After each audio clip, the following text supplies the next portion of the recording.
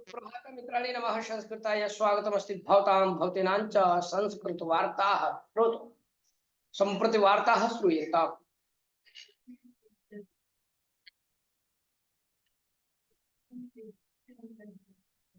एकस्मिन् गृहे बहवो वैद्याः जिनि एकस्मिन् गृहे एको वैद्यो भवति चेत् गृहं तद् भाग्यवत् इति ब्रूमः। किन्तु अत्र एकस्मिन्नेव गृहे द्वाविंशतिः वैद्याः वर्तन्ते।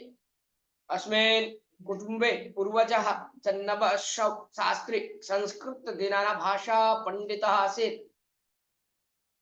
तथा तस्य सुतो शिक्षणं प्राप्य वैद्यो अभवताम्। सम्प्रति पौत्राः तेषां पुत्राः अन्ये च वैद्याः इति कुटुम्बं वैद्यभरितम्।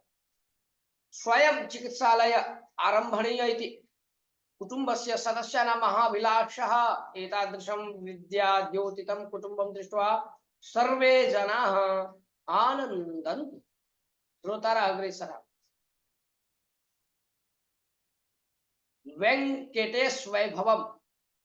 वेंकटेश वैभवं तिरुपति क्षेत्रम्।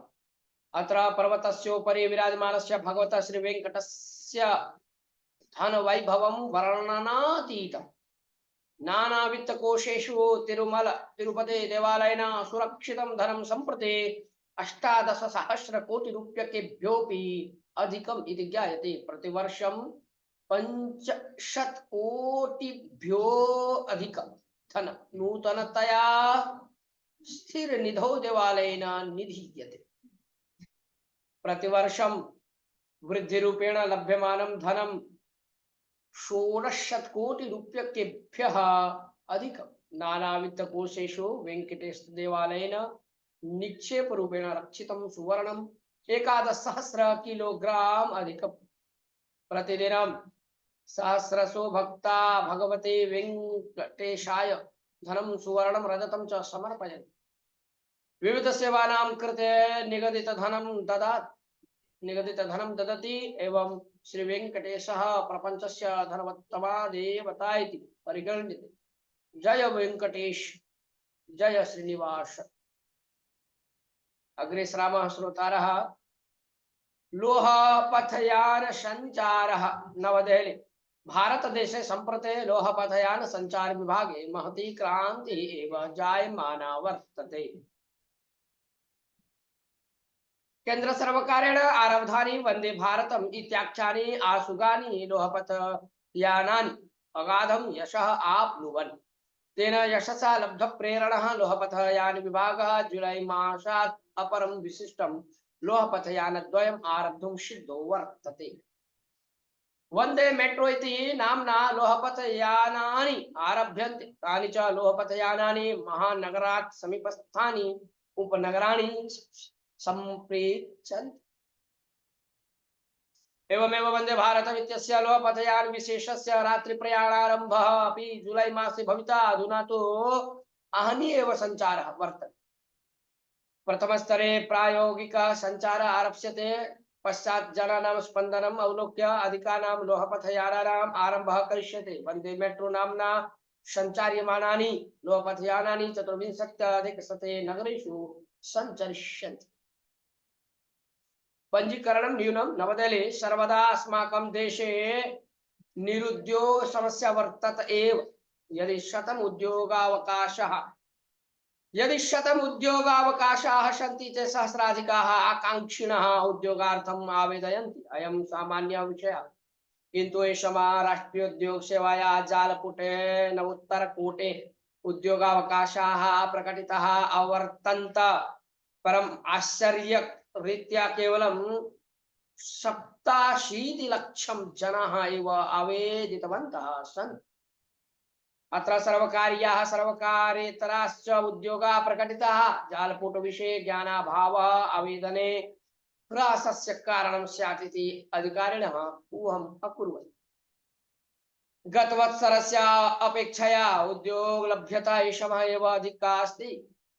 परमावेदनकर्तारः एव न्यूनाः इति विचारः नूनम् आश्चर्यं जनयति। श्रोतारः अग्रेसरामः। अन्तर्जाल प्रवेश पत्रं प्राप्तव्यं। चेन्नई परिसर संरक्षणस्य दृष्ट्या तमिलनाडु राज्यस्य प्रसिद्धे उट्टी कूडे केनालाख्ये प्रवासी स्थाने प्रतिगन्तुं प्रवासिनः अन्तर्जाल प्रवेशपत्रं प्राप्नुयुः इति मद्रास नगरस्य उच्च न्यायालयः सोमवासरे महत्वपूर्णम् आदेशम् अददात्। मे मासस्य 7 दिनाङ्कात् जून मासस्य 30 दिनाङ्कपर्यन्तम् अयम् आदेशः अन्वेति। अंतर्जाल प्रवेश पत्र विषये तमिलनाडु सर्वकारः शीघ्रमेव मानदण्डान् मार्गसूचीश्च संरचय्य व्यापकतया विज्ञापनाः दद्यात्। तद्वारा आदेशानुष्ठापनीयः इत्यपि न्यायालयः आदिशत्। अंतर्जाल प्रवेश पत्र रहितेभ्यः वाहनेभ्यः गिरिधामद्वयं प्रति प्रवेशावकाशौ नैव भविता, परं प्रवेश पत्र वितरणे यत्किमपि नियन्त्रणं न भवेत्। स्थलीयेभ्यः तु प्रवेश पत्र नियमो नान्वेति इति सूचना न्यायालयेन दत्ता। सम्प्रति प्रत्यहं गिरिधामद्वयं प्रति सहस्राधिकानि प्रवासी वाहनानि आयान्ति। आतपस्य प्रखरतावर्धने तु शैत्यवातावरणं काङ्क्षन्तः प्रवासिनः मे मासे अत्यधिक संख्यया अत्र आगमिष्यन्ति। मे मासस्य प्रथम सप्ताहात् आरभ्य जून मासस्य प्रथम सप्ताहपर्यन्तं प्रत्यहं 20 सहस्राधिकाः प्रवासिनः गिरिधाम द्रष्टुम् आयान्ति। परम् एतावतां वाहनानां भारं वोढुम् अत्रत्याः मार्गाः न समर्थाः सन्ति। एवमेव वाहनसञ्चाराधिक्येन वन्यमृगाः अपि सन्त्रासम् अनुभवन्ति। परिसरस्य उपरि व्यतिरिक्तः परिणामो भविता। एतानंसान् प्रस्तुय बेंगलुरु नगरस्य अध्ययन समूहेन विवरणं दत्तम् आसीत्। तस्यानुसारेण न्यायालयः आदिशत्। श्रोतारः अग्रे सरामः। विश्वे एव बृहन् विमाननिस्थानकं दुबै। सद्य दुबै मध्ये विद्यमानस्य विमाननिस्थानकस्य अपेक्षया 5 गुणितं बृहन् विमाननिस्थानकं निर्मातुं योजना कृता वर्तते। 2.9 लक्ष कोटि 2.9 लक्ष कोटिः अग्रिमेषु 10 वर्षेषु एतस्य कार्याचरणं भविष्यति। दुबै प्रशासक शेख मोहम्मद बिन रशीद अल मक्तूम एतां योजनाम् अघोषयत्।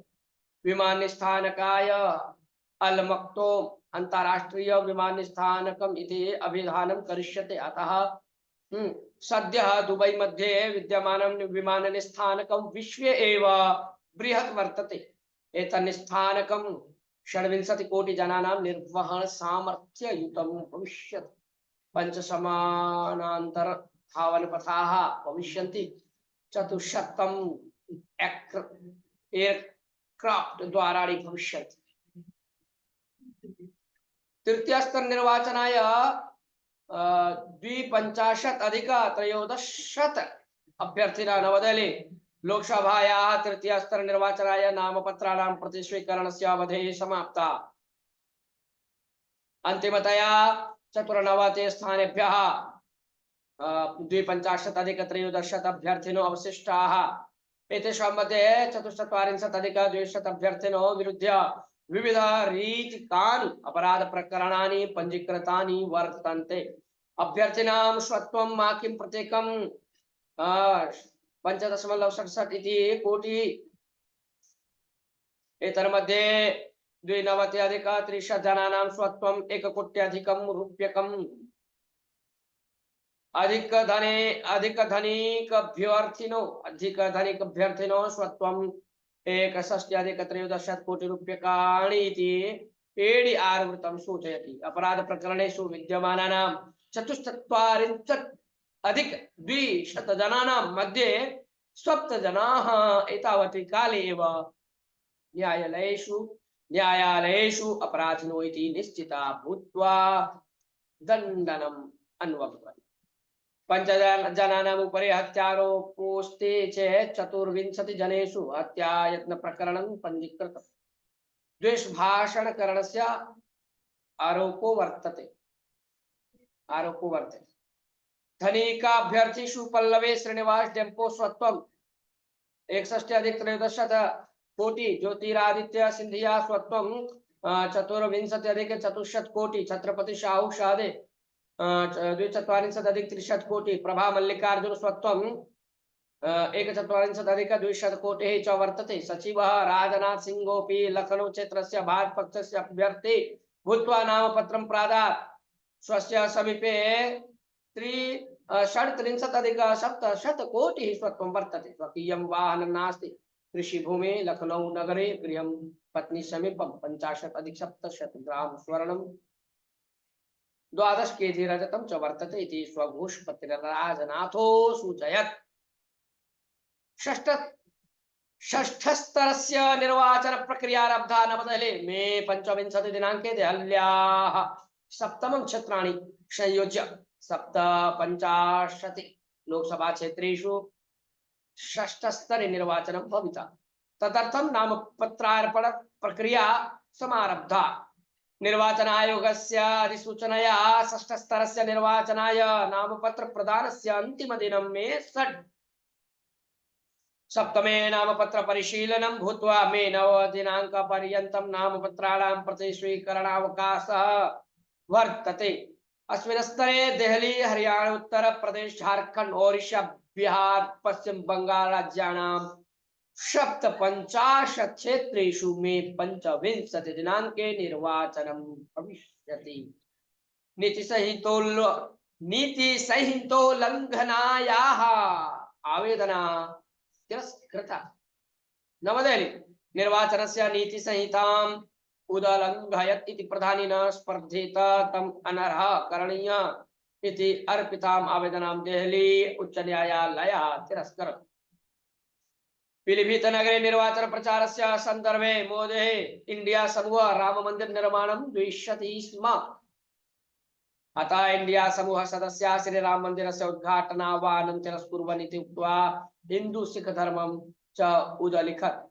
इति नीति संहितायाः उल्लङ्घनम् एतत् इति आनन्दजोन्धले आरोपावेदनं न्यायालयम् अर्पितवान् आसीत्। प्रिय श्रोतारः